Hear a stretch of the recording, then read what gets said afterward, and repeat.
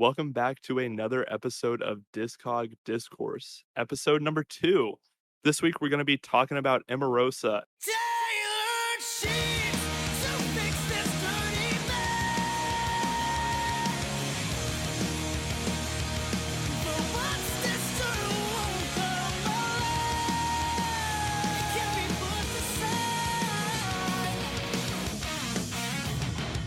When this glowing bookstores are shells, dancing. We're going to do things a little bit differently. We're going to try out a new format this week. And Kyle, why don't you explain what we're going to be doing this time? So this week, Jeff picked the band Emarosa, and so what we're going to be doing is going based off of his list. And so we're obviously going to start at the bottom and say Jeff's bottom is Relativity, and say my number 2 is Relativity, and Nathan's number 4 is Relativity. To avoid talking about Relativity, the album, 3 different times, we're going to all just talk about it at once, say where it is on our list, and then discuss it very coherently instead of trying to hold things back.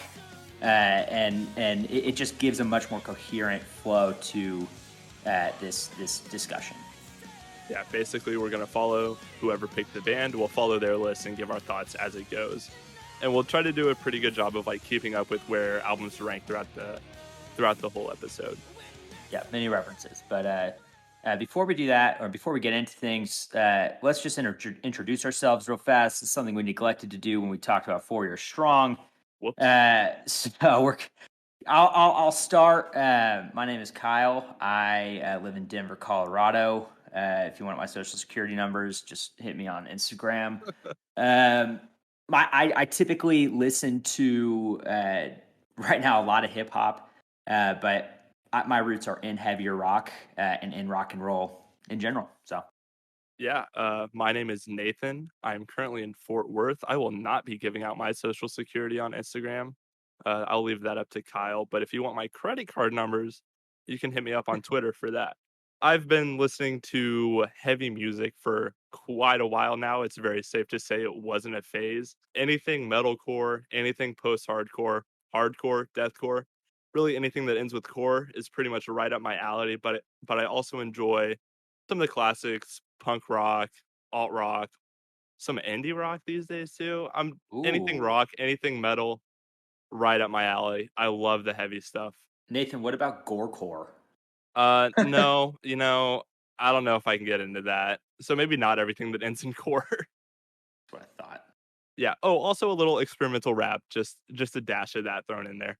And for me, I'm Jeffrey. I live in Dallas, Texas right now.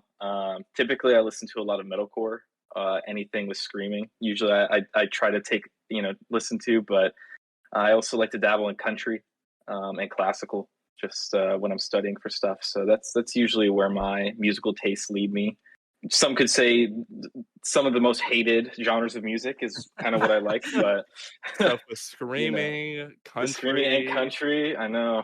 I swear to God, if you try to make us listen to a Darius record, I'm gonna quit. I will quit the show. I'll quit the show. 100. It'll just be you. It'll just be you talking. Yeah, to the Discord bear. I will say about my relationship with this band, I feel like I'm not as well versed in Emarosa as I am, say, a 4 Years Strong. I feel like some of my thoughts on these albums are not as in depth as some of them on 4 Years Strong, but that's just because I'll just lay all my cards on the table. I don't love this band.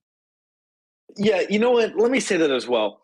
I picked this band, but there's only really 2 albums on this in this discography that I'll probably ever go back to. So, and they both involve the same vocalists. So, all right. Yeah. Okay. Oh. Okay. All right. So, Jeff, with this new format, kick us off. What's your number 6 Emarosa album? Absolutely. So, with introductions out of the way, my number 6 is their 2019 record, Peach Club.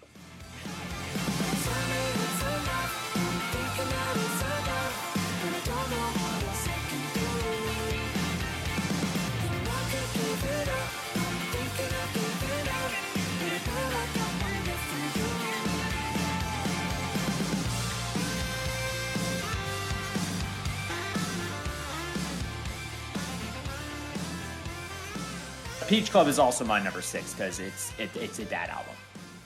It is a bad album. It's actually my number 5. What? What? Sorry, fellas. What can I say? Wow. Okay. I'm shocked. I'm actually shocked. But I am too. I am flabbergasted. I cannot. What possibly could be your number 6? Actually, looking at the top 10 I just made, it should not be my number 5. You want to do a quick ad hoc switch real quick? I think I want to do a live on the air switcheroo of my list that I made like 2 weeks ago and join you guys at the number 6 because this album is genuinely atrocious. Okay. Now, Nathan, and this will be revealed later. Was this album number 5 because you're throwing a little shot at our boy JC? Actually, no. All right. Okay, good. Yeah, that'd be a crime. Then I can easily guess. Then I can easily guess which one's your number 6. Well, Peach Club is my number 6. Yeah, 5. So about Peach Club. This album is a drastic change in their sound from anything that they've done previously, just right off the bat. And you can hear that just from the first song. Now, this album is definitely a guilty pleasure of mine.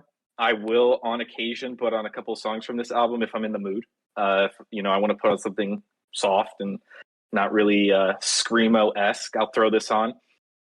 And if you're into this kind of genre of music, which is more pop, more mainstream, which is definitely what they're trying to go for here, then this might be right up your alley. But if you're at any way a fan of their older stuff, you're just not going to enjoy this album at all.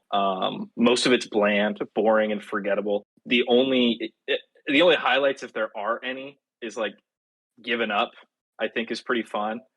But that's really about it. There are a couple songs on here that you could listen on a night drive, like XO and Wait Stay. You could throw those on when you're driving at night if you're sad, but that's basically all that they're good for. There's not a lot of musical genius in there. It's just if you want to start crying, then you can throw those songs on. But other than that, I mean, the album is forgettable. If you want to start crying, then you listen to it, but not because it's anything emotional. This album is so bad. But finish up, and I'll give my thoughts. Yeah, no, I completely agree. I just think that most of it's forgettable, bland, not super catchy. And there are just some songs on here that I think are like almost unlistable, like Comfortable. That song is really bad. And like Help You Out, Don't Cry. Some of these songs are really bad. So Kyle, go ahead. I mean, I agree with that. I texted you guys a couple weeks ago and I said, I'm pissed. I'm listening to one of these albums and it's making me mad. Not in the way where like a real good breakdown invokes rage. This was invoking all types of anger. And I just wrote, this is the only thing I wrote down about this album. What the hell happened to this band, man, with a crying emoji next to it? Okay, that's really funny because my first note is this even Emarosa? Not really. True. Because at this point in the band, there's only one original member left. And so it's not. It's not the same band. With that in mind, it's not entirely surprising that this album sounds so different. Like, that is the most noticeable thing about it, is that it sounds so different. It's a completely different direction. And you know what? I don't even think they do it all that bad. It's just not really what I'm looking for from an Emarosa album. Mm-hmm. My question is, where's the integrity? I mean, you start your career as a band with This Is Your Way Out. You go through the Johnny Craig eras. You kind of go back and forth with kind of the emo, depressed, garage rock feel. And then you make this. I don't know that it's an integrity issue. I mean, like, given the fact that it's completely new members in the band, really, I would not expect this version of Emarosa to make the same album that they made in 2008 because it's not the same band. To Kyle's credit, though, I mean, it's just one of those things where it's like, where's the respect for the roots, though? Like, it's such a different sound. Like, it's almost spitting on the grave of like the old band. I think to that point, if I was in a band and I was playing the same songs off of Relativity every night, like every fan wants, I'd probably get pretty bored of the sound too. And I don't really know what was going on behind the creation of this album, but this is like really what they wanted to make. And I support that. It's just not really for me. I don't really think a band has to stay locked to the same sound for their entire career. Oh, they don't. They don't. That's something the band changes sounds 4 times. That is true. True. I mean, so like they're constantly changing sounds, but it's still a sound that is true to, hey, this is more underground. This is rock and roll. This is not rock and roll. Like this is No. it's not like 4 Year Strong's attempt at going mainstream. This is a brazen attempt just to sell out, and I think they do it horribly. And it frustrated me listening to this. And then the single they released also frustrated the crap out of me. So Yeah, that's not a Yeah. great song. That's not a great song. I'll tell you what, I certainly did not come into this expecting to be like borderline defending Peach Club. We just hate it more than you do. You hate it more, you feel more strongly about the change in sound than I do. I mean, I listened to this album once when I listened through this discography. I chose to spend my time elsewhere making decisions about other albums, but this is That's fair.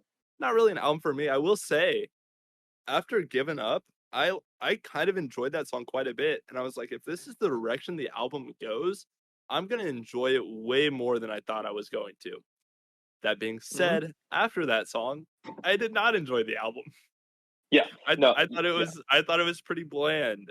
But I Mm. mean, like, if you open up, and one thing I do really like is the sax solo in Givin Up. The best thing to happen to this genre of music in the past few years is the introduction of saxophone. Like, it has worked on many occasions, and every time it hits. And even in this song, I was like, that was awesome. what's that band? Skizzers? Is that their name? Treasures. Yeah, something ridiculous. That's the sax solo in one of their songs has Amazing. convinced me of your point. So And that's I like agree with that. a consistent thing in their songs is the sax. Yeah. I also think Chunk No Captain Chunk did it on their last album that came out recently, and that song is one of the best they've ever put out. And so I Yeah. think sax works really well, and I think it worked well here too. Mhm. But after Giving Up, everything else on this album just kind of bland. It's a very boring modern take on like 80s synth inspired pop rock. And I Mhm. think there maybe are some pop artists that do it better than Emarosa does it here. I mean, I think just about any artist does. You guys want to hear the real bad lyric from this album? Yes, I would love to hear that. What is it? I believe this was amid sexual assault allegations in the band. Yikes. And so the lyric is, "How was I so wrong? Tell me what it takes to get you home." Oh, that's off of XO, yeah. Yeah, Ouch. after knowing about their sexual assault stuff, hearing that, I was just like, "Ooh, Yeesh. that makes me feel yucky." Yeah, Yeah. that's kind of Not a great look. Cringe. Super cringe. Yeah, I think what you guys said is absolutely true, and that's why I have it at my number 6. It's just too different for me compared to their older stuff, and I just think it's boring and forgettable. There's not a whole lot of highlights on this album, but if you guys want to move on, we can definitely go to the number 5 spot. Move the train, brother. Hit us with your number 5. Number 5, I have 131, their 2016 album.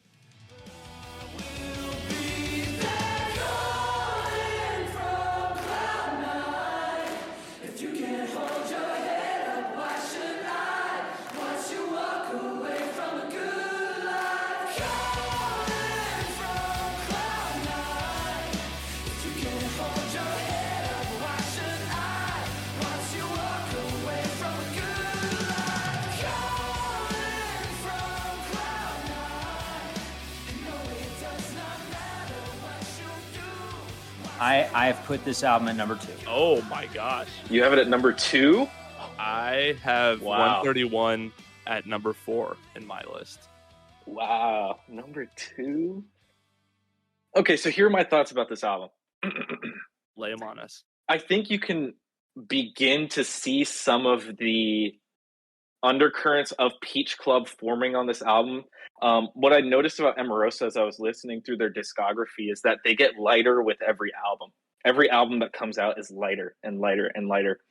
And so this is obviously their second lightest album. I think that's one of the biggest reasons why I have it at number 5 is just because it's closest to Peach Club compared to anything else that they put out.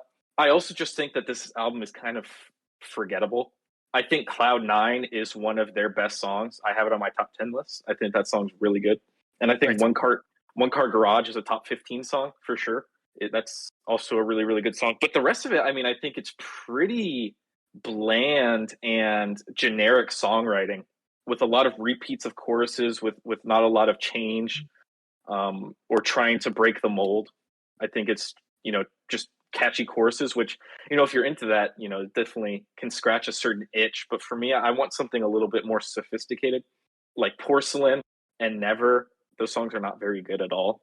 And then Blue on this album is literally has the exact same chorus as 100 Crowns on the album before it, and 100 Crowns does it like 10 times better. Okay, that's really I did not notice that when I listened to this, but it makes sense because both of those songs are in my top 10. Oh, really? They're Yeah. Blue has the exact same, like almost the exact same chorus as Okay, I'm gonna have 100 to Crowns. listen to them after this You and should. verify You that. should. That's very interesting. I didn't catch that. Jeff, I'm going to challenge you on a couple of these Wait, points. wait, wait, wait. Kyle, before you jump in on this, can I jump in? Because I think I'm more in line with Jeff than you are.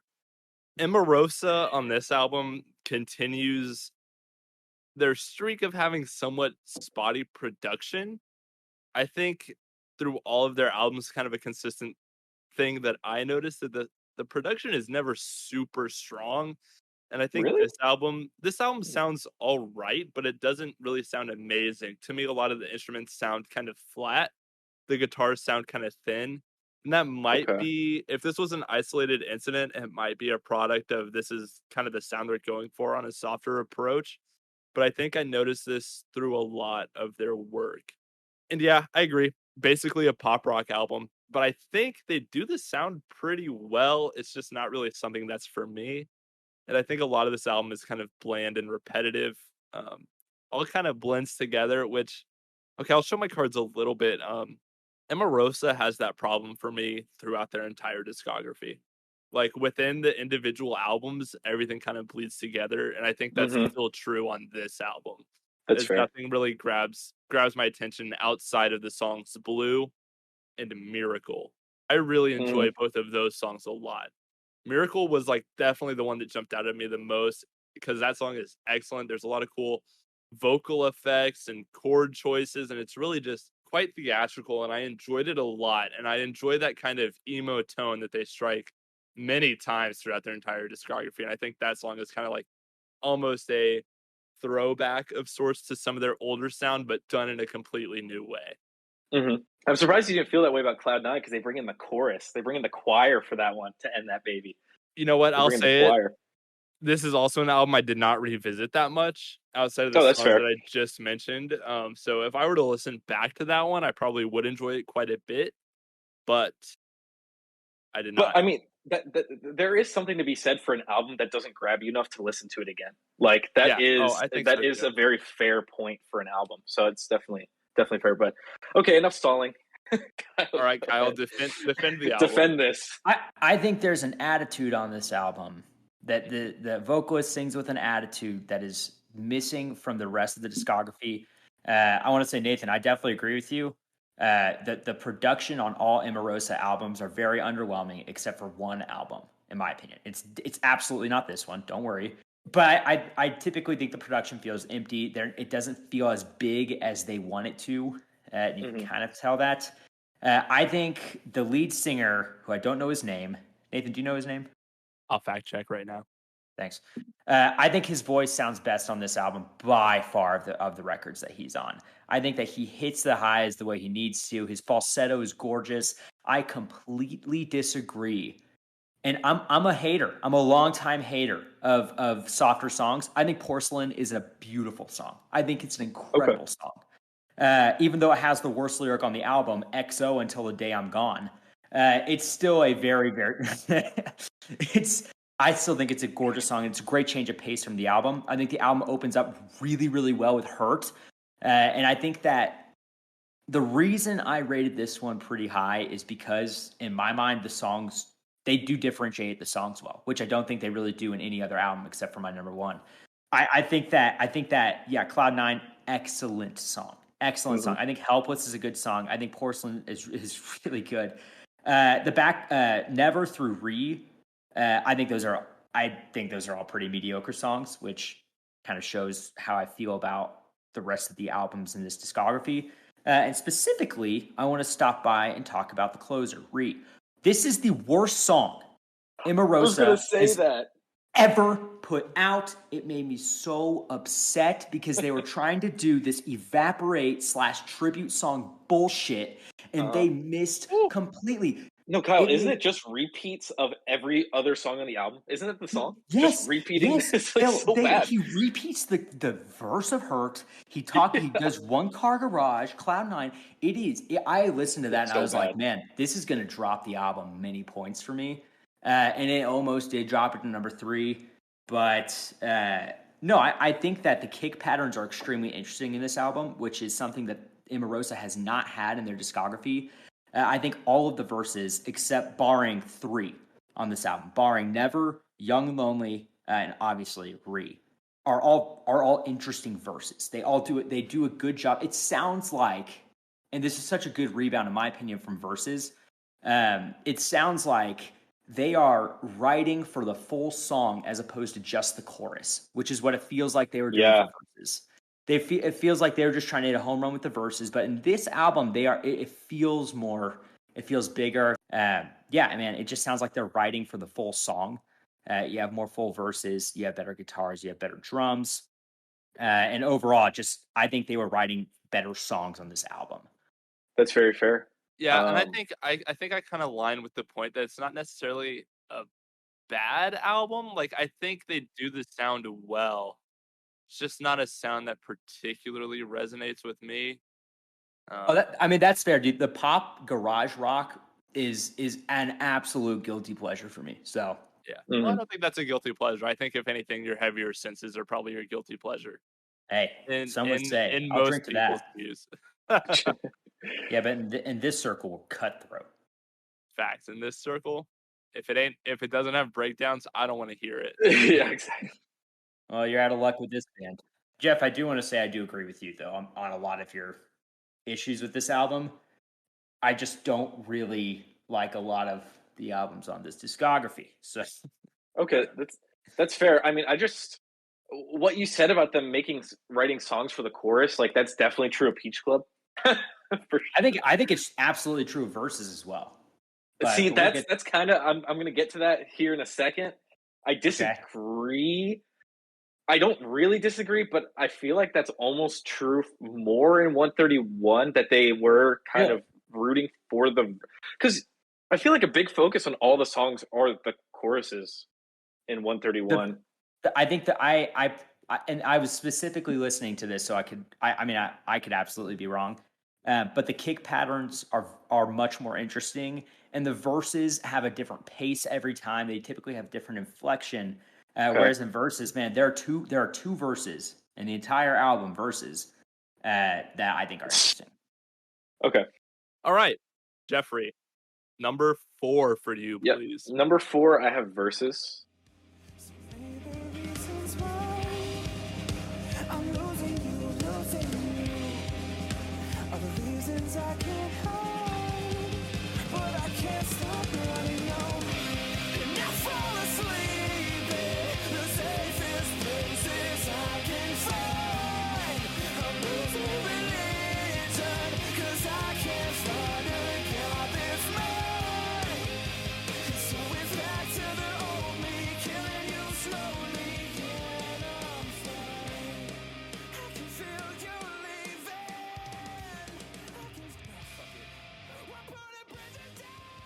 And so, where do you guys have this album?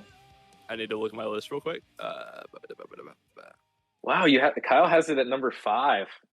I hate this album. Okay. Okay. Okay. So Kyle has it at 5. I have it at number 3. Okay, so okay.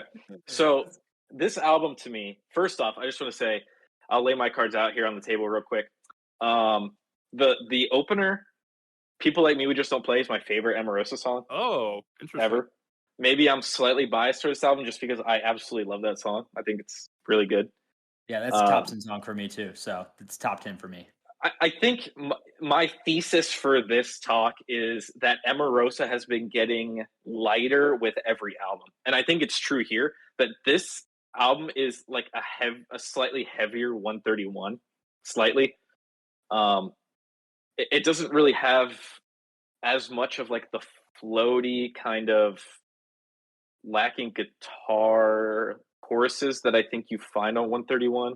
And I think that this album just has better songs. I think it opens really, really strong. American Deja Vu and 100 Crowns are also really good songs. It kind of falls off for a bit there from I'll Just Wait to Cliff Notes. I think those songs are not amazing. But then I think it picks up again with Mad Gold Dust and in 1996 on Bivard. I think those three songs are pretty good. But the reason why I have it at number 4 is just because I like their other 3 albums better. And I think that there are some duds on this album. But for the most part, like I enjoy this album. I probably won't go back to it just because I do still think it falls into the Emarosa trap of being kind of bland and forgettable and kind of all meshing together when you're listening to it. But I think this album does a better job at that than 131 or Peach Club at trying to keep itself kind of unique. Like I could tell you the difference between American Deja Vu, 100 Crowns, and People Like Me We Just Don't Play. Like I could, but you know, in the middle there, it kind of gets a little hazy. Yeah. But what do you guys have to? Okay, What do you guys think? I have the 2014 album Versus at my number 3 spot, so I'm higher on it than both of you guys. Let me tell you something. Johnny Craig is out and Bradley Walden is in, baby, and he sounds pretty darn good on this album. And I think Emarosa, you know, from the sound they had, they don't really skip a beat. It's more or less the same, just maybe a tad more mellow. And I have here something snarky that I wrote.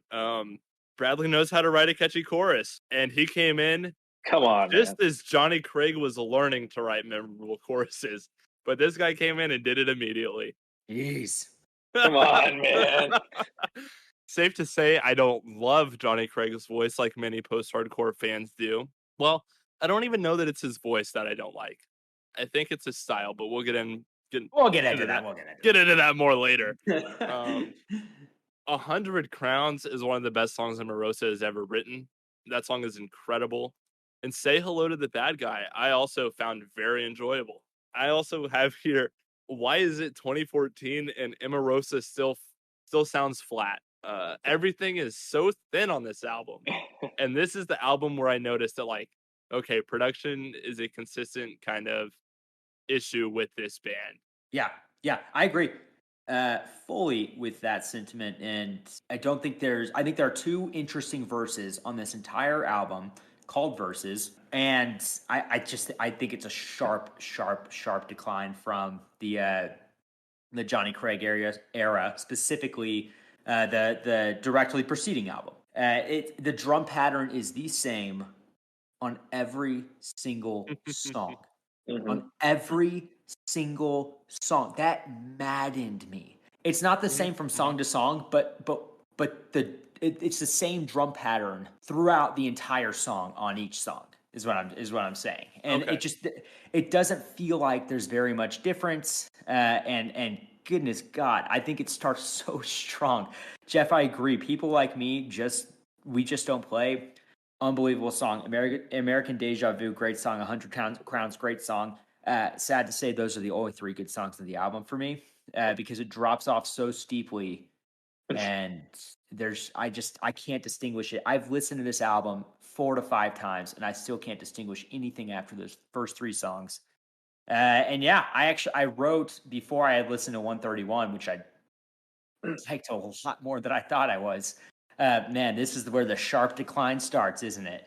And there's a slight incline after, in my opinion, but then, my God, it goes down to hell. So It's so interesting that you think there's a sharp decline with this album, but I think they really kind of transition new vocalists smoothly. That's very interesting to me. I will say about the kicks, what you're saying, like the drumming, and it all kind of sounds the same. Emarosa picks a sound for their album, and then they say, let's do that on every song and just make it all sound the same. Yep, that's very true. I agree. That is not the truth for the drums on 131, though. I promise you that. That is not the truth there. But 131 is a very identifiable album from each song on it. So I do agree with you that they all sound like it's kind of recorded in fog and they're just sad. It's very muddy. A lot of their production is very muddy and it's just not super clear. We'll get some more muddy production later for sure. We absolutely will. Say Hello to the Bad Guy is such a good song, though. Like, I love the grit in his voice at the beginning. And then the way that different elements come in and out of that song, it's just amazing. So I'm a huge fan of that song. But yeah, I like the album. I don't love it. That's how I feel about it. I think that I could say that for all Emarosa albums. Like, that is their peak. I like some songs, but I don't love it. The worst, and this will be the last lyric I mention, the worst lyric Emarosa's ever produced is off this album, off of Cliff Notes. When birthdays are suicide days. I mean, what are you talking about? I will say that is the second time you've claimed an Emarosa lyric is the worst lyric they've ever written. So, which is it, Kyle? Is it that one or the other one? Wait, was the other one the XO one where he's like, "What'll it take to get me home?" Because I just said that one was bad. Oh. I said that. I said this is a bad Emarosa lyric. Oh, I see. My apologies. You're good. No, Kyle. My apologies. All right, Joffrey. All right, let's keep it moving. Let's keep it moving. What's number 3? Let's get it. You know what, Nathan? You know what's making me nervous is that big fat number 5 spot you still haven't filled in. I'm getting kind of nervous as we start to narrow down the album. I'm starting to get a little nervous. I don't know what's going on. Yeah. So should we give a quick update of where our standings are? Should we just, because I feel like it's kind of hard to visualize if you don't have it. Yeah, let's. So at number 6 I have Peach Club. At number 5 I have 131, and number 4 I have Verses so far. For me, my number 6 is Peach Club. Number 5 has yet to be discussed. Number 4 is 131, and then number 3 is Verses. 1 and 2 are still wide open. My number 6 is Peach Club because that album is bad. Mm-hmm. My number 5 is Verses for the same reason, and my number 2 is 131 with 1, 3, and 4 still open. All right, let's keep it moving. Take it away. So at number 3 I have This Is Your Way Out, their 2007 album.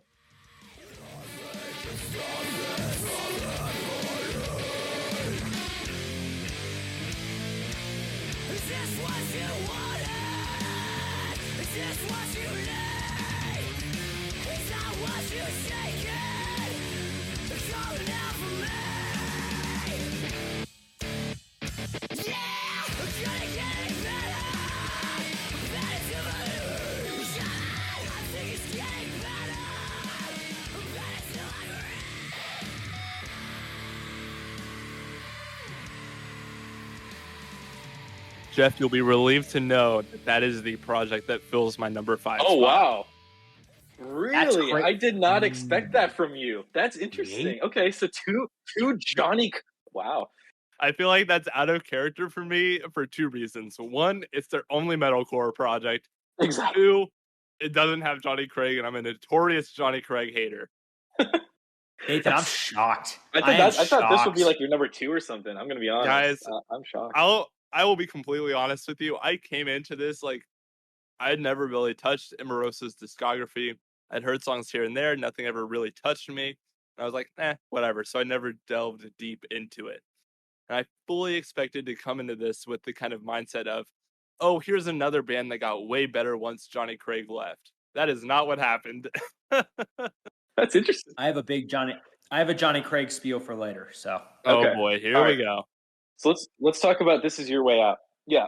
So my first initial thought when I listened to this for the first time is, man, I wish they would have sounded like this as they continued. I'm going to be honest. I wish they would have, if they would have stayed with this style and sound and just made the production better. If they had matured with this sound, they could have been incredible. Yep, absolutely agree. And that's kind of my biggest takeaway from this album. It's so much lost potential from Emarosa because I do think that this album's good. It is good. I really do love the sound. I'm a sucker for cleans over heavy guitar thugs. I really am, and this album has a lot of them. And I think that this album distinguishes itself enough, even though it's only 7 songs. I do think that all the songs have something unique to them. And I do enjoy that they bring in the synth occasionally on the songs. I think that's kind of an interesting. I I hate the synth on this. You album. Kyle, do? I thank like you. them. Thank you. Oh, dude, I wrote in my notes, if the synth were not in this album, it'd be my number 3. Easily my number 3. If Wow. the synth was not on this, it could have been my number 2 or number 1. Wow. And they're your number 5, right, Nathan? This This my is your number 5. And they But- could have been your 1 or 2 without this. Gee whiz. It's that and a couple other things, to be completely honest. I was just making a grand statement there. Let's think back to my 4 Years Strong review. What was the one thing that held an incredible album back? Yeah, you don't like the synths, man. We know you don't like synths. And if you thought I disliked the synth on that album, you have not even scratched the surface of my hatred on this album. Wow. Okay, I didn't know the synth hatred goes so deep. The synth, I don't even hate synth. I think some bands do it awesome, but it sounds horrible on here. And I think part of the problem with it on here is that the production is so amateur. And Oh, the production's bad, just yeah. sounds horrible. I mean, my God, it sounded like a kid at like San Jose State was like, "Hey guys, I'll produce your damn album for $20," and they're like, "We'll give you 15." And I will say, this doesn't have the benefit of the doubt that 4 Years Strong does, where it's like, okay, I like the rest of the song and I can overlook the synth. That is not the case here. Right. Wow. There's no men are from Mars, women are from hell on this album. That is certainly true. That's the understatement of the century. In this discography, there is not one good. Oh, Now, no, let me say this: not even close. every song on Rise or Die Trying is better than any song on this discography. Anyways, 4 Years Strong's floor, 4 Years Strong's basement is Emarosa's ceiling. what do you have to say about that, Jeff? Yeah, Jeff, what are your thoughts on that? Oh, there are some bad 4 Years Strong songs, man. Like let's not kid ourselves here. But there are not incredible Emarosa songs. Yeah, you could probably say that there's not one absolutely standout grand song on Emarosa's discography, but there are good songs, and I'd say that there's even some excellent songs on here. And look, this is gonna annoy a lot of people who like were in the scene at the time that Emarosa was pumping out post-hardcore, because they're a pretty big name. Like, they're definitely one of the first bands I had heard of getting into it, but I never listened to them because I didn't really enjoy it. And I still stick with that. I don't really enjoy it that much. Emarosa is just all right, but I think we're getting a little sidetracked. We are. But give me one more bone. Take the bone. Jeff, look up a picture of Emarosa. Do you think that the two frontmen of 4 Years Strong could beat the entire Emarosa band in a fight? Oh, we're bringing this argument back. I think we're going to for every Let single me take a band. look here real quick. Yeah, absolutely, they could, of course. This is a consistent theme. We do it on every episode. Could the lead singer beat 4 Years Strong's lead singers? No. I don't think so. No, not the lead singer. I think 4 Years Strong could beat this entire band to a pulp. I think if you take 4 Years Strong's 2 frontmen in every past, present, and future member of Emarosa, they could not beat 4 Years Strong. Yeah, each frontman for 4 Years Strong has one hand tied behind their back, and it's still no contest. And that's like 15 people for Emarosa. Yeah. Fair enough. I mean, you're definitely right about that. But I think for this album, what I enjoy about it is that it's just right up my alley. This is the kind of music that I really enjoy. And I don't think it's a great album, but I have to give it brownie points just because the potential was there for something 100%. great. For something like, this great. is a band that if I heard a project of this caliber, I'd be like, keep your eyes on these guys. Exactly. They could put out a good album on their next release, or maybe the 2 more once they figure it out a little bit. That's how I feel about it. Jeff, what's your favorite song on the album? Definitely Armageddon or Casablanca. Really? Yeah. Really? My favorite's Utah. I love Utah's really good too. Yeah, Utah's really good Do too. you know the full name of that song? No. Okay, so that's a re-recording of one of their original demos that was called Utah, but I'm taller. I wish That we is didn't do this. so dumb. I wish we Does that didn't do ruin this it for you? discography. That's so dumb.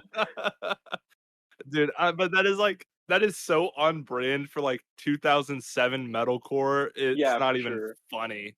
For If sure. you told me that while I was bumping this album, I would have taken my headphones out and stopped, and I would have just guessed on every other album. I really like off of this EP. I do really like the song "I Am Waves." I do Like, too. I think there's this part in that song, kind of towards the middle, kind of towards the end, where they have like this kind of southern metal riff that comes in, and like that whole breakdown is so cool. I enjoyed that a lot, but there are a couple things that hold this album back for me, like pretty big things that Yeah, I really mean the turned me off. production is bad. The Production production is sucks. awful, and you It know what? sounds like mud. The screaming isn't good either. And It's Jeff, not. you're saying that if this band had stuck with a heavy sound, they could have been something really good. They had a lot of potential. So this album is noticeably different from the rest of Emarosa's discography for me. And Definitely. so I did some digging on why. They're one of the Oh yeah. vocalists at this time is Chris Roeder. And if that doesn't ring any bells for you, like Moss to Flames. Oh shoot, Oh, dude. So wow. the original vocalist from Emarosa went on to form or join, at the very least, the band Like Moss to Flames, and they went Wow. on they went on to do that heavy sound pretty darn well. That's interesting. Okay. I thought that was fascinating. Huh. That definitely explains a lot. Mhm, mhm. I wonder if he was the element that kept pushing for the heavier sound and everyone else was like, nah, I you have know? no idea. I really don't know what exactly, like, the major shift was, but Chris Roeder, clearly a fan of that heavy sound, because like Moss to Flames, their first few albums are very angry. Yeah, definitely. But it is cool to see that, like, you say this band had potential, and then you have kind of that outlet where you do get to see, oh yeah, they Yeah, did have potential, because like Moss to Flames is one of the most recognizable metalcore bands that I can think of. yeah, it's like almost their potential's almost realized Yeah. in that band. That's Mhm. interesting. That's interesting. Yeah. Like hold on, like Moss to Flames is on the Discord, or excuse me, Discog Discourse satellite. It is. It is. That is a. I think that'd be a pretty banging episode, honestly. That'd be a good one. That'd be good. What you said you had major problems with this album? What else? So we already talked about the production. We already talked about the synth. We already talked about the screams not being good. Mhm.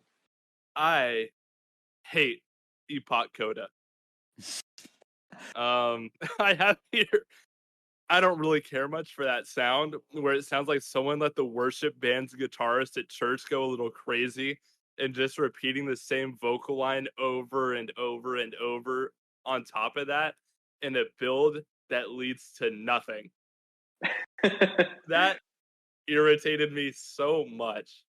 Nathan, Um, I literally, you're taking it out of my mouth. I think it's a failed attempt at an epic, a big epic ending to the album. Yep. And I wrote here, this song is mixed to make them sound like dirt is in their mouth. That's funny. I also think this song sounds like they're trying to be early Dance Gavin Dance. They're Mm. clearly influenced by it to some degree, and Mhm. I bet they were absolutely thrilled when Johnny Craig joined after this. Mhm. Yeah, Yeah. when he got the boot for being, well, Johnny Craig, they were like, give me that. We'll take him. We'll take him. We draft him, We draft him, and then we kick him out again. and then we'll kick him out again later. I was gonna say one last thought I have on this EP: the absolute audacity to have two instrumental interludes on a 7-track EP. That's true. Are you kidding me?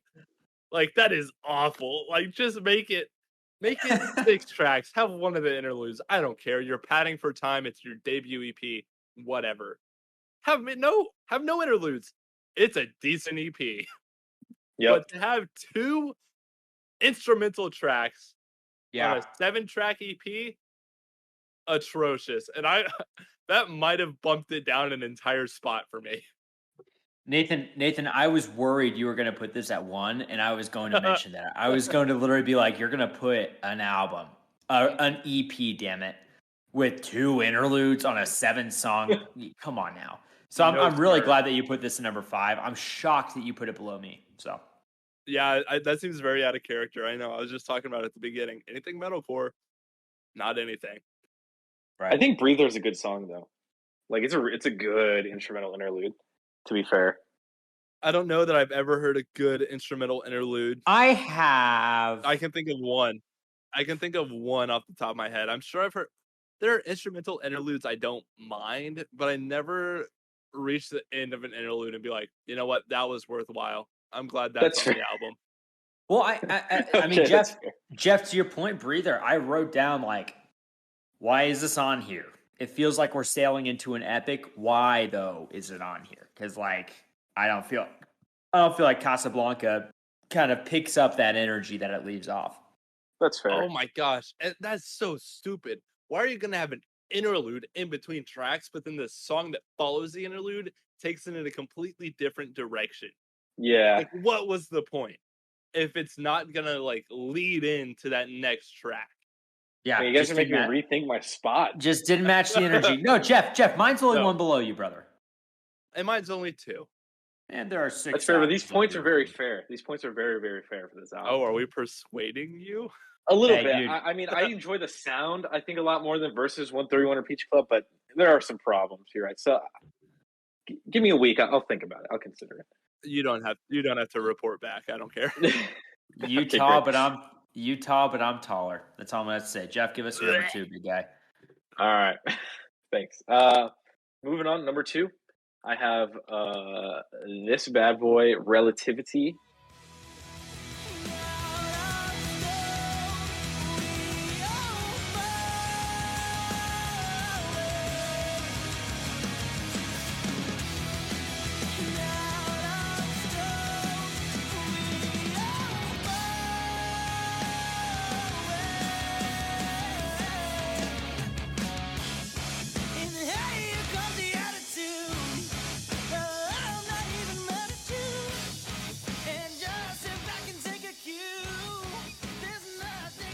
This is a really good album.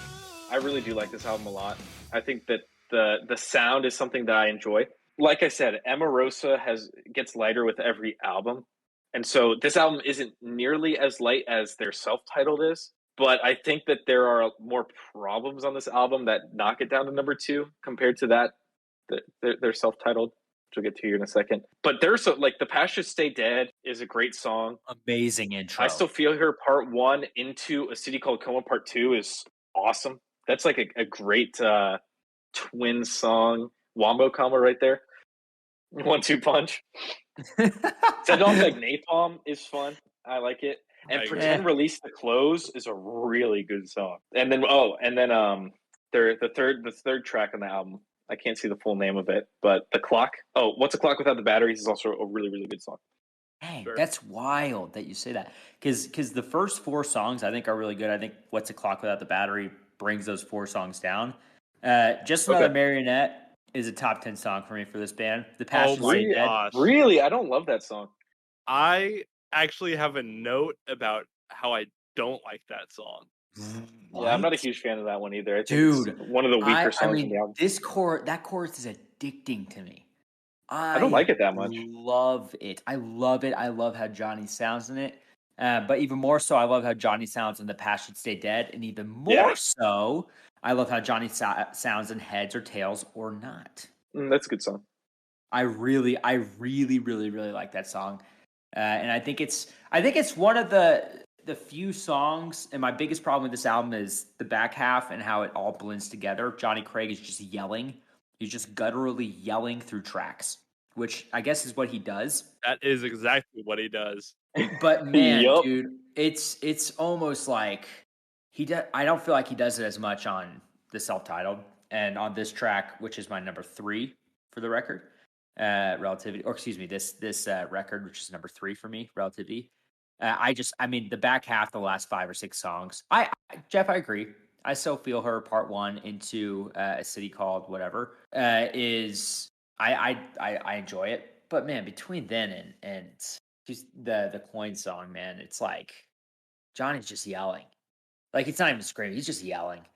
And it kind of got on my nerves. So That's my gripe. Yeah, but it's yelling that sometimes sounds kind of good though. Yeah. Well, okay, but that's the thing. Sometimes. And I know I mentioned this when talking about Dance Gavin Dance. Johnny sings in a way where it sounds like he has no direction. He's just aimless. Like he's just aimlessly singing, which is so interesting because it works sometimes, but sometimes it doesn't. And I feel like on a majority of this album, it does not. I would say more often than not, it does not work. And I think that's my biggest problem with Johnny Craig. It's not his voice, because with the opening line on this album, I was ready to talk about how, maybe I'm wrong because Johnny sounds amazing on here. Because that opening line is so strong, there's a little grit he puts in his voice. I'm like, that's fire. If this is the Yeah. trajectory we're going, if he can put some catchy hooks in here, then maybe we have an album here. But he does not. I don't really think there are many hooks on here that stand out. And Jeff, it's interesting. We both put this at number 2, but I think we're coming at it from slightly different angles because it's number 2 for me. But like number 2 for Emarosa in my mind is not like a great album. I think this is one of the better Emarosa albums for sure, especially the second half. I like the second half a lot more than the first half. No Mhm. way. I think starting with Set It Off Like Napalm that's kind of the first song that I heard, and I was like, okay, maybe I like something here. It wasn't immediate, but there was something I was like, okay, Yeah. there's a little bit to grab onto.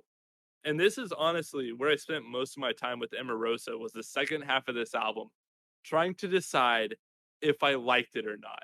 Because I completely agree with Kyle. It all does kind of sound samey. And I think that's true of most of this album. I Yeah. just think the last songs, starting at Set It Off Like Napalm, you get Sailing in the Dark, and I Still Feel Her Part 1, Pretend to Release the Close. All of those songs after the second chorus, so like starting in the bridge, they get really good until the end of the song. And I'm like, okay, they figured out how to conclude a song really well, which is a good tool to have. But without the ability to write catchy and memorable choruses, it's not that useful of a tool because I will never download any of these songs just to listen to the last 30 seconds. But I really love That's a lot of wild. like I love the chords they use. They sound so dramatic and just dark, and I love it so Mhm. much. And I think they do that so well, especially Sailing in the Dark. The end of Sailing in the Dark is awesome. Yeah. Nathan, I 100% agree with my God, those last 45 seconds were something. But Yeah. this song is 4 minutes long. And I am not gonna sit here and wait for that 45 seconds. And 3 minutes and 15 seconds of the song is just Johnny yelling. Like, Yep. why? I will say, and I want to ask you about this, Nathan, because you mentioned production a lot. I think this Oh production yeah. sounds a lot. I think it sounds a lot bigger. I wrote down for the summary of this album when Johnny Craig is on the mic, whether he performs well or not, it feels like it's a bigger album. It feels bigger. He brings an element that makes an album just kind of explode out of the headphones and out of the speaker, in my opinion. And I don't know if that's to do with his voice. I don't know if it's like, oh, that's Johnny Craig. Let's get a guy who's going to do a better job than off of our first EP. And I enjoyed the mixing on this one. Not quite as much as the self-title, but I enjoyed it. I think the production on here is pretty muddy. Um, Mhm. Everything sounds kind of drony, especially the guitars, and it all kind of blends together. And I honestly think that's one of the things that like really adds to the idea that a lot of their stuff sounds the same. It's kind of all the instrumentation itself really blends together. I do think Johnny's voice is mixed well on this album. I think he sounds good, and I think he sits on top of like one channel of audio that is the instrumentation. That's kind of how I view it in my mind, which is obviously not how they recorded it. Like that's absurd. But it sounds like they have the song in one audio track and then Johnny on top of it. I don't necessarily disagree with you. What I am saying is what it sounds like Emarosa wants their albums to sound bigger or big, at least with 131 and verses, and it doesn't. But with Johnny Craig, it does. I I think agree that compared the mixing leaves something to be desired, but I do think that both Craig records sound big. I think they sound bigger than the other Emarosa albums, that is for sure. I think this album sounds pretty epic in that latter half. Like, I think it does sound really large, and I think a lot of that is due to, like, the chord progressions they're choosing and the I don't know that it's necessarily the way it's mixed, but I think it's kinda there is some power in Johnny's voice on this album, and as much as I'm a Johnny Craig hater, I think he sounds good on here, except for the way that he kinda drones over everything. Like, I think if you're looking at the voice itself, his voice sounds great, but his style where I think you described it as, like, it sounds like he's improving every song and just singing all the way over it without really ever stopping and letting the instrumentation breathe. That really kills it for me a lot, I think. Yeah, no, for sure. Yeah, and I also think that kind of adds to the sameness as well. He's Yeah. kind of screaming over every song, and you're like, well, it's just him screaming over every song, which is sort of, I know what Kyle was saying. One thing that I would mention about this album that I noticed is that definitely with that muddiness you're talking about, I feel like sometimes it almost feels like Johnny's voice and the instruments are like fighting over which one wants to sound louder and like what wants to be the Mm-hmm. focus. And that's sort of like one of my biggest gripes with this album is that it's not very clear like which part they want to focus on, which I Sure. think in the self-titled they did a million times better with making Johnny's voice clear over the parts that they wanted to be clear and then not clear over the parts they didn't want it to be clear, you know, with like sort of build-ups and stuff where we could tell the instruments are getting kind of like for example, instead of like Napalm, there's at the very end, you know, the last minute or so, there's like a drum in the background that I think was trying to kind of get louder and build up to something, but like you couldn't really tell because it was Yeah. like Johnny Craig's voice was like fighting with it over that build up. It was just kind of strange, kind of clashing almost. It's amazing that somehow everything on this album sounds buried in the mix. I don't Yeah, know how that's possible, but absolutely. everything sounds like it's buried. I mean, yeah, when it comes to John, that's hilarious you say that, Jeff. That's I mean, it kind of reminds me of like you're like, man, I want to talk to that girl over there, but there's just a guy who's screaming and who she is just looking at, and she's not necessarily attracted to. She's just like, man, that baboon is going crazy, and you're like, man, I'm trying to talk to this nice lady right here, and Johnny Craig won't shut his mouth. Yeah, I mean that's very apt. That's very apt because I do think that the instrumentation can be really cool on this album, but you'll never really know because it's, you know, fighting for front place in your ears with Johnny Craig the whole time. God, So, Johnny. but you know, and everything that we're saying, I think, is fixed in the self-titled. And if we want a seamless transition here, I think that's why the self-titled for me is number one.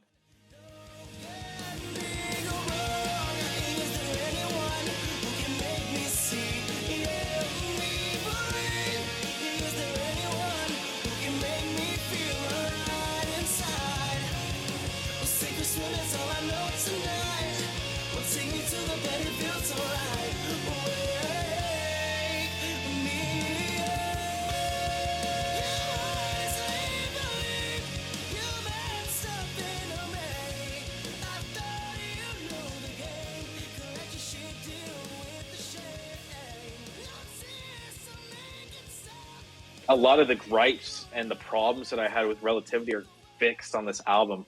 Yep, I couldn't agree more. I feel like this album, the production is better. His voice is more clear. The instruments are more crisp. The songs are less samey, and I think they do a good job of, you know, and like Emarosa, like we sort of said, it's never going to feel completely like each song isn't going to feel completely unique, like a Mothership or something. Dance Gavin Dance, but I think that this album does the best at trying to make the songs sound unique with different you know, riffs and stuff, and the guitars doing different things, and Johnny Craig doing different, you know, different things with his voice, not so much droning over, but, you know, actually kind of flowing with the instrumentation. I think he does a good job here. Like We Are Live, for example, the closer is just amazing. And I think that's part of the reason why. I don't know if it's frustrating or comforting to know that Johnny Craig knows how to write a catchy chorus. It's comforting in the fact that a singer of his caliber should absolutely have that tool.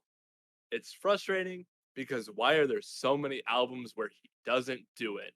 It's like he used all of his catchy choruses on this album because there are some great choruses on here. This is a great album, and I think that's clearly reflected and the fact that it's all of our number ones. And I think surely someone in the band sat him down and either showed him how to write catchy melodies or told him, look, we're doing choruses on this album. The instrumentation's going to change throughout the song, Johnny. We need you to kind of follow along with it instead of just kind of screaming over it like you did on Relativity. That album did well, but we're going to try something a little bit more accessible. And then he took it to heart. And I'm so proud of him for taking it to heart. And Because he also, sorry, go for it. no, I was just going to say, he sounds great on here. He sounds great. Like, this is a Johnny Craig album that I like. And I mean, Johnny, he took it to heart, Nathan. And this is a ridiculous 9 months for Johnny Craig. This album was released in June of 2010. Downtown Battle Mountain 2 was released in March of 2011. In 9 months, Johnny Craig releases the two best projects he's ever been a part of by a landslide. Yep. It's very true. 100%. And man, did he lose that step? We'll stick on the self-title for a little while, and then I have a little Johnny Craig thing to say. But yeah, I 100% agree with you guys. This album is really, really good. It's the only Emarosa album I really like. I defended 131 earlier. I'm never going to listen to that album again. I'll listen to Hurt.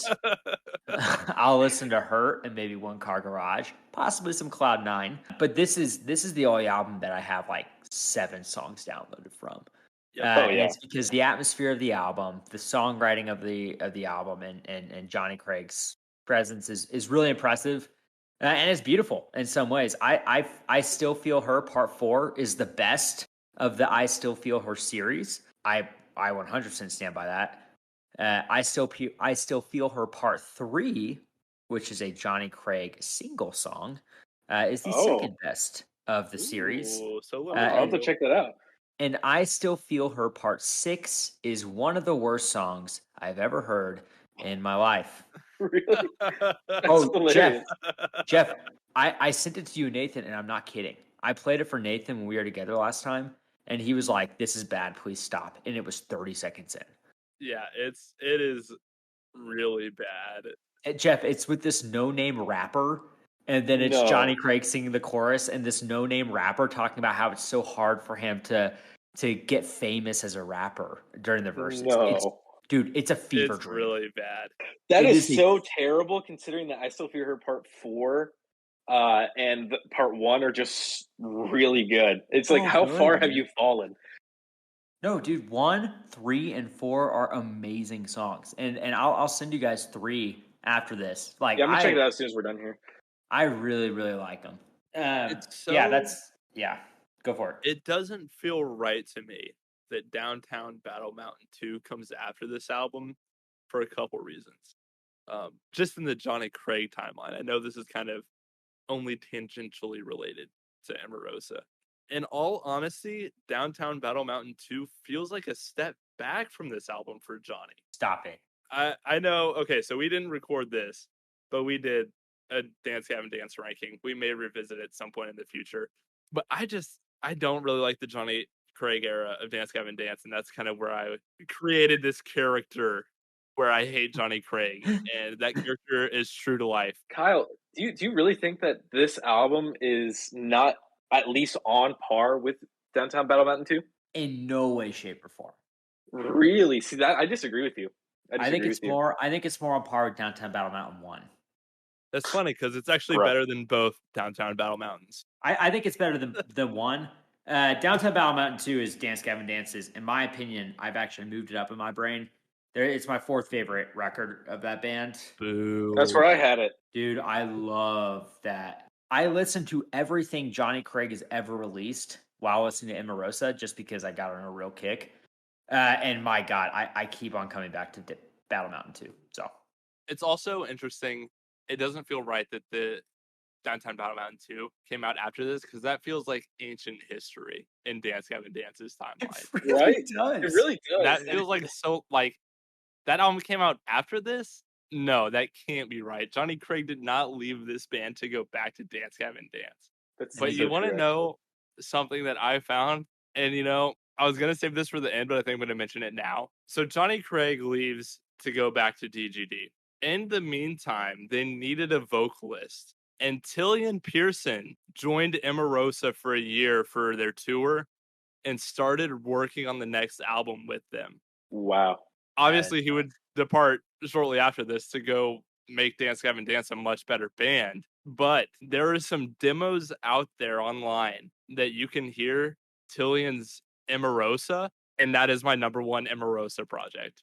Those two songs, What? Wait, where do you find those two songs are better than any album Emarosa's ever put out. that? What the heck? Is this on YouTube? I think some of them are on YouTube. There's 2 demos, and if that had been a full project, it would clear anything Emarosa has done by so much. I'll send them to you when you are done. But if you Okay. haven't heard these I'm demos, interested. No, I haven't. they are really good. And obviously, I wouldn't take it over Tillian's Dance Gavin Dance because that is like the best band of all time, the best band to ever come out of this scene. But in an alternate universe, Tillian and Emarosa could have been something pretty good too. Wow, That's dude. nuts, dude. I want to listen. I was blown away by that. I was just gonna say, what a coincidence that Johnny Craig leaves, Tillian joins, Johnny Craig leaves, Tillian joins Yeah. in 2 different bands. Yeah, that's interesting. How incestuous. I don't know if that's how I would say. My take on Johnny Craig is that Johnny Craig unlocks the potential of every band he's been a part of, but he can never get them to fulfill their full potential. Wait. How can you say he gets them to their potential? And wait, I don't know if I understand exactly what you mean. Okay, so I guess when it comes to Emarosa, he did get them to their full potential with these with the 2 albums that he's a part of. He did. But he also leaves something to be desired. He at least in Dance Gavin Dance and Slaves, and then the bands that he was in before Emarosa, or I guess before Dance Gavin Dance, these bands have, I mean, obviously Dance Gavin Dance has gone to superstardom. Slaves have gone to make a completely different record under a different name. It's like Rain View Highway. Rain City Drive. Rain City Drive. Rain View Highway, Rain City Drive. Let's go. Rain View Highway. But yeah, I mean, yeah, Johnny Craig unlocks the potential of a lot of bands, but they also, I feel like, see that they have more in the tank. And in Emarosa's case, it didn't end up culminating in their self-titled album. But in my opinion, 131 is just as good as the rest of them. And I guess that does kind of fall at the feet here of Emarosa, but it seems like Johnny Craig, when he leaves, more is left to be desired. Dance Gavin Dance became my favorite band ever.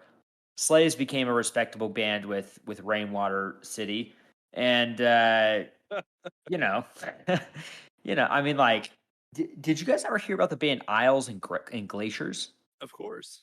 I haven't. Bro, Craig Owens from Nathan, remind me. Chiodos. Yes, yeah, Craig Owens from Chiodos and Vic Fuentes from, obviously, Pierce the Veil. And Johnny Craig and the drummer for Pierce the Veil created a band called Isles and Glaciers. And they released one 25-minute EP. And it's okay. I think the first 3 songs are really good. The last song, Vic Fuentes' voice makes me want to puke. Oh, really? Yeah, and the funny thing is, I think he holds that whole project up until the last song, but that's for another discussion. Is it? Or Pierce the Veil discussion? I love Pierce the Veil. I love Pierce the Veil. But yeah, I think it's, I mean, they broke up. Johnny Craig is walking destruction to every band he's ever been a part of and to his solo career. His solo career, he has one good song, and it's "I Still Feel Her" Part 3. Every other song is bad. I've listened to every song Johnny Craig has released. He's released one good song on his own, which I think says something.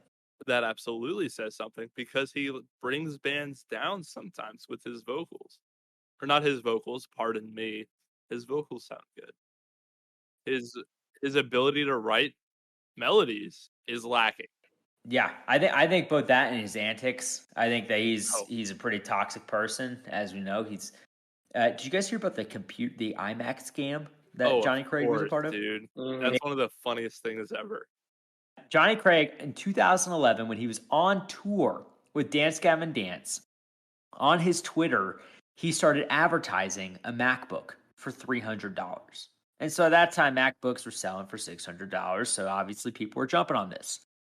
18 people paid him $300. You do the math. $5,400. Just started ghosting people after they sent him the money. And it became a whole legal thing. And Johnny Craig claimed that his account was hacked, but it obviously wasn't. And he later had to apologize after he was kicked out of Dance Gavin Dance because he stole. I mean, after 18 people sent him the money, but more people were sending him money to get this laptop. So Johnny Craig just scammed. He just scammed people. He's a piece of work. He is a piece of work. Yeah, I think Johnny just leaves things to be desired in bands, and it probably makes bands realize that they like to work with each other. They just don't like to work with Johnny Craig. Yeah. And it's so interesting that, dude, how many bands have had Johnny Craig, booted him, and then find another completely competent, if not better, singer? Yeah, There's at least 3 that have like successfully replaced him.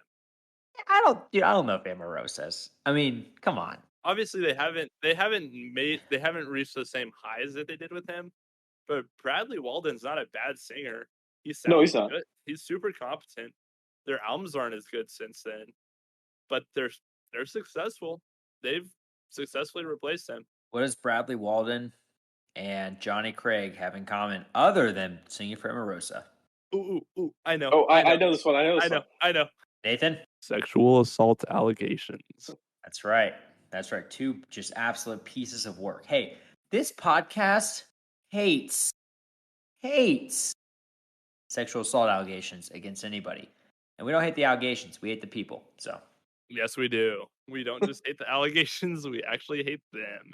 Yeah. So top 10 songs. I will say really quick. I was really debating between whether or not to do those Tillian songs as my like secret number 1 project, or if I was if I was gonna do the band Gallons as my secret number 1 project. Because if you've never heard Gallons, it's not their first release. Their self-titled album that they put out last year is literally Emarosa, but good. Really? Incredible. I'm a huge fan of that album, and it's really funny because the album cover is a fox burning down a wooden shed. wow. And so like to have that Oh, you're talking fox imagery is, Galleons? like, yeah, Galleons. Oh yeah. They're fantastic. They're Dude. Emarosa, but good. Hate the Player, Not a Game, incredible song. When in Rome, incredible song. It's a great album. Dude, they have a song called Casablanca. Whoops. Yeah.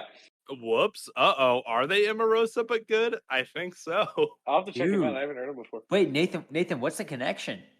I have no idea what the connection is. I should have looked into that, but I honestly thought of the connection today as I was driving to work. Yeah, man. Hate the Player, Not the Game is an unreal song. Yeah, they're great. That is what Emarosa should sound like. If Emarosa was a good band and they matured the sound that they were good at on self-titled, they would sound like Galleons. I'll say it. Screw Emarosa. Cut that. Cut that out. Cut that out. Cut that. Friendship ended with Emarosa. Galleons is my new best friend. Okay, so I'm definitely gonna check out the Johnny Craig SOV Part 3 Galleons and the Tillian demos. So I got some more. I got some work cut out for me. A little bit of homework. Jeff, also check out I Still Feel Her Part 6 off of Johnny Craig's 20. Very good song. No, you should. You should. You should suffer like I did. Okay, fine. You both should. I've heard it. I've heard it twice, so listen to it again. I'd rather not. I had something. Oh, I do have something. One more thing to say about self-titled. If you guys will humor me. Me too. The Weight of Love Blinds Eyes. That title to that song is the dumbest title. It is the most fake intellectual title I've ever heard. The Weight of Love Blinds Eyes. Hey, learn some grammar. Hey, why don't you try to have an IQ higher than 4? Yeah, well, that's an Emarosa classic, those that have weird titles. But Jeff, that's not a weird title. It's not a weird title. It's just one that's trying to be something that it's not. They put on their monocle and they're like, "The weight of love blinds eyes." Yes, it's like, Yes, the yeah. weight of love's Oh my god, blind eye, an like intellectual song. God, it is literally the epitome of Johnny Craig trying to do anything. It's a good song though. It's pretty good. Nathan, what was your thing that you were gonna say? Oh, I was gonna say something about the production. The production of the guitar on self-titled does kind of irk me from time to time. The lead guitarist really likes to hit the same note 3 times in a row, and it really kind of peaks out above everything else. And so there's a couple songs like and I'm just like, okay, that's a bit much. But that is like the smallest little nitpick on production. I never noticed that. I'll have to go back and when I listen to It it again, I'll it's listen for in that. it's in there's 2 songs that I really noticed it in, "A Toast to the Future Kids," which is actually in my top 5, and "Share the Sunshine, Young Blood." Both of those songs kinda have that. I was literally about to say, were you just making noises to the toast of future kids? But That's literally the guitar part. yeah, it is. But the fact that you were able to recognize it speaks volumes to, A, the fact that it is true, B, my ability to imitate guitar noises. Alright. All So, right. that's pretty much our thoughts on Emarosa. Overall, God, for me personally, I would say, alright. I would say 4 out of 10, and only one album was worth listening to. I would second that. I would say 2 albums are worth listening to, but only one of them is worth repeating. You know what? That's fair. That is I fair. I can get behind that. I can't because Relativity is 3 for me and 131 is 2 for me. And I would say you don't need to listen to either of those other than Just Another Marionette from Relativity. Alright, so to quickly recap, at number 6, we all put Peach Club. We don't like it. I don't like where this band is going in the future. We will never talk about Emarosa again. Probably not. God, Number 5, I put their debut EP. Kyle put Verses, and Jeff put 131. At number 4, I put 131. Kyle put their debut EP, and Jeff put Verses. At number 3, I put Verses. Kyle had Relativity, and Jeff had their debut EP. Number 2, I had Relativity, much like Jeff, who also had Relativity, and Kyle had 131. An interesting choice to say the least. And then at number 1, we all come together again for the first time since we did Dance Gavin Dance and all agreed that Mothership is their best album. We all agree that Emarosa's self-titled album is their best album. Now this is the first time that we've sandwiched, that we've all agreed that their It last is. album is their worst, and that one album is the worst and one album is the best. Yeah. True. Feels I think good. that's pretty interesting that on both sides of the spectrum, we can clearly say this is the worst album. Yeah, and this is the then best. On the other side of that, this is the best. Everything in the middle there, almost completely different. The only other album that has an agreement is Jeff and I both putting Relativity at number 2. That's Outside wild. of that, there's no other agreement on the ordering of Emarosa's Well, material. Nathan, if I move their debut to number 5, our list would be exactly the same. Whoa, that's true. That's Look, nuts. we're men of similar tastes. What can I say? That we are. That's true. I think Well, that's very true, actually. that's funny because I texted Jeff and Nathan before this, and I said I bet Jeff and I's are similar, and I bet Nathan's is the odd man out. Yeah, I bet you feel stupid now. Looks like I'm the circus freak, the village idiot. Well, It's Nathan, I just didn't funny. expect you to like that album.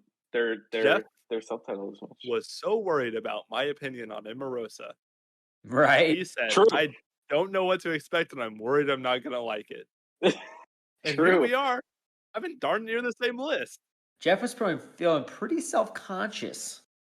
I'm still feeling self-conscious. You guys didn't like the band I picked. I'm not doing this anymore. Jeff, it's okay. I will say, I don't regret having listened through their discography because now I feel more learned on it. Because I had never really listened to it before, like I said. So now I feel like I can officially have an opinion on the band, which is worth something to me. I feel like an That's intellectual. fair. So Jeff, I don't want you to quit on this. And when we do a couple more bands after Kyle and I choose one, I want you to choose another And when one. we do Slipknot, then you can leave. Slipknot will be the grand finale. Yeah, when I die, when I'm 85 years old and we air the last episode of this, we'll do Slipknot.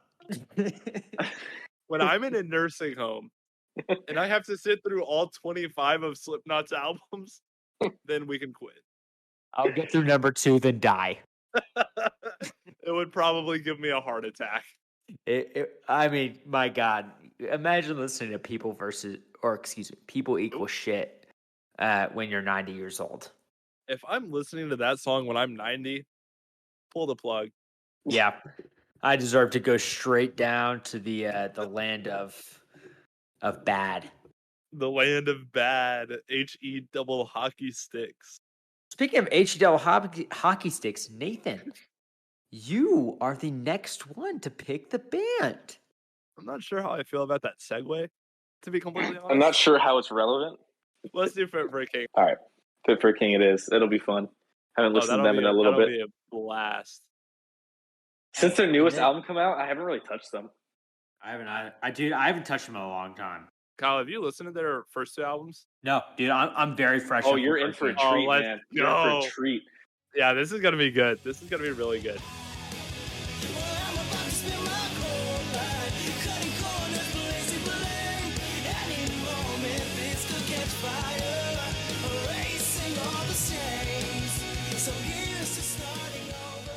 All right, so that has been our discussion on Emarosa.